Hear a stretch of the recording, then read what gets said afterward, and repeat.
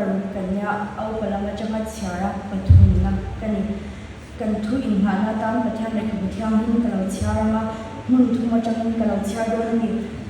kabai bachang char tu te hi kema kabai don mun ve chang te kalngai na re nem te shat lo chang ti ak in hana china ni a sam number somthum pasarina miswal le micha to na tur thil chalo ti tu te awangin intinungai du sula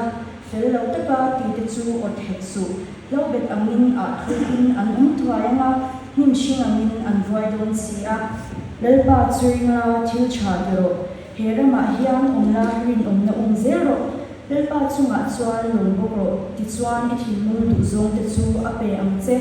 i omdang tu chu lelpa chunga matla ama chuingla aman atifekam ifel zia chu e amin achwa tiranga ithiam chanzia po chulai angmai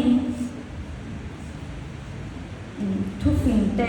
bungsom paru chang khatu changin rilru lawa manlo chu mishing chan ani a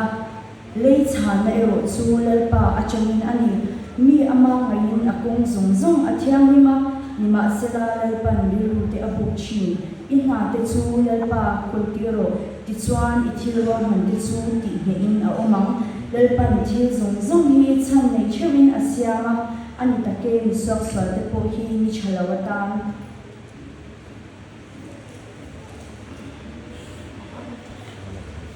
ato ber ke char tu hi luka bungso jang som thum ber te chang iswan marthi le mari atlo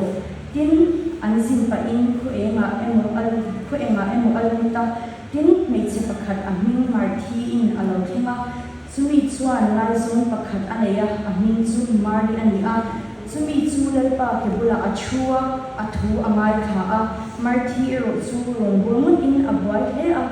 ti chuan ahena alo kala lalpa kalai zong ke ma cho rongbur tura mi kha tham hi pui 11 ni mi pui turin ke ro khai ati a til lalpan marthi thil tam tak ingai to a ibwai ani hi thil pakhat cho apoi mo e maring chan cha chu athanga chu lak sak tur ani love ati a acha kabat bu chang ti ri tele pan kan za kan ni som sa prose kan sha cho ni ke ma hi bi ko ni ziri Bangalore ku sam hi som ni pathuma chang khani ka chu kha a i puta Bangalore ka chu kha a chang khani i real ya khani BCM Bangalore hi adin ve a chada chani i phang am to khani ke in mang ve china chan ke ma hi ke te changani missionary le pastor te kamai sam the em a i an na hi aro pe ke tia kamai sam the em kan ve cha chi em a ama ro chu unau paru kanya paru zinga khani ke ma hi lekha lama kal sam ve ber le azya ve ber poli kan ya lang khan anu le apati hanin i min so chara lekha hi zula izi pe hun chu hi kan so mang te ti i an nei zong zong mai ba ka an nei phang ba an na ni in she kri chamin i Bangalore han lekha zirin min da ve a chan i ka chukha po yanin ka voi khat flight chan na nya engna kong po ke shelo ke ma in ka chukha ve to pa ka zon zon yan ka ve in zong ve to pa ka thing ve to pa chan college te kali ka oma atir khani khat ka chun lam ka ti ve a khathum khali a hanya kalung kha alen chanta ni chu chan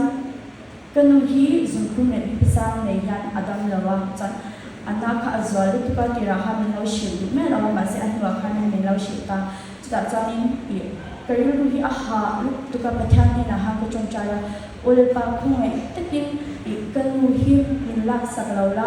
ta chung te po min ven hin sakla khungai takin i lo le du ni pun i an ruang ta hi min hu ti vero ti yanin pathan ne na ha ka na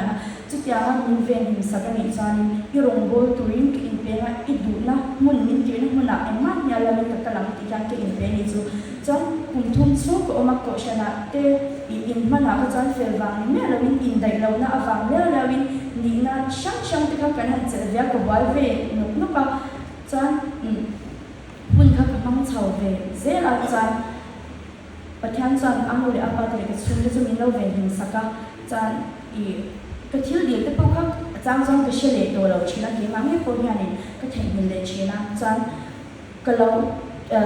cần nung April sum thung khan cần exam rồi sẽ áp dụng mình mà chắc cho nên cái đâm lâu food poisoning cái này vàng cái đâm lâu đâm tụi nó hàng có ôm mình sugar khát về đi trang chúng ta cho nên attendance khan cái chúng lâu này chú application hi ka zia ka medical certificate ne than ka thil tel ka ma se ten director khanin min nol saka min pom saklawa chan huta kum thum ko omve to a last semester chani to a subject baneya lo ho ka lo ho ngam do na ka zak do na poisa posen le angai do na ko ui ve to ni chu chawa chan tigit ne ka shelo tu ka anu te hi ka phone anu han ikling to em inside the la hi lo ti shena chan consider to athu berka ni bo sa min kan sa bo sa ti ne ka shela lo consider to te ti shak shak ka mu chena ma se I pathan ne na ha to dil le ta pa ole pa ka dil che kha ka lo shele a ko mai ti kin tu chai ka lo ti ba ran che ma I attendance a han min kling ti sham la ka in tiam to china kha ka lo in tiam non le a yo rong bo turin I du na ti la ka kal swa kam ti han ke in tiam ve le ta pa chan amma lu tu kan je na kan Hindu an la Christian ni an mang lawa I kan je ti tu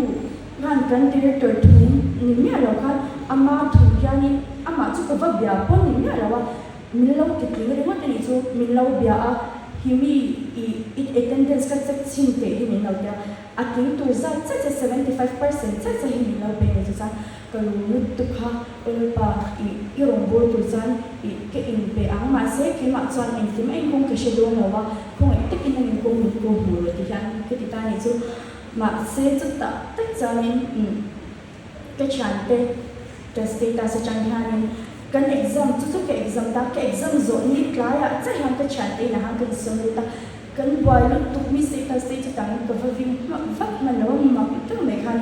I ke chan te se ta se ka viewa chan advertisement an lo chwa hi ka hu ta cha ni chu chan ke ma a khan a chiang lu tu to me ya he nge hi ni pathian min chan na chu ti khan ka pom ve mak ta me ni chu chan a prescribe chu a ke chung ti ke dil ngam ta cha lo ni chu a chan chu noi ni khat mai po ni lo lai tam tak se ni khu tyang la ya zir le cha zir tu min do a min ba da ve a bi kum ka zo ve to a khu ta lo tam tak nei na ka thu le thaya ko sha da ko ke ma pastor to pon min tu ve ma ko lo la he ta na thu me ro ti ga ni min yen ve chok chok ka min tu der ve tu ka ni su ma se kha